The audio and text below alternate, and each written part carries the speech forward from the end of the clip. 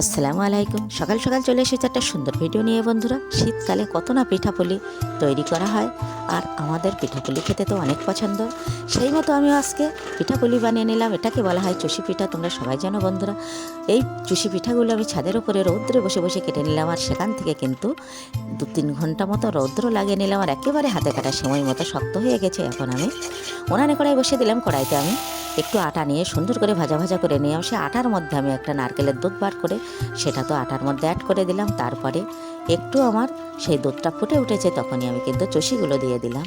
আর এখন তো নলেন গুড়ের সিজন, তাই নলেন গুড় তো অবশ্যই দিতে হবে। চষিগুলো দিয়ে আমি একটু নাড়িয়ে চাড়িয়ে নিলাম। তারপরে কিন্তু আমি ফাইনালি নলেন গুড় দিয়ে একেবারে নামিয়ে নিলাম। আর একেবারে চলো বন্ধুরা, গরমা গরম একটু চষি পিঠা খেয়ে নেই। এটা তো একেবারে রেখে দেওয়া হবে সকালের জন্য। সকালে খেতে এই পিঠা কিন্তু সেই স্বাদ লাগে।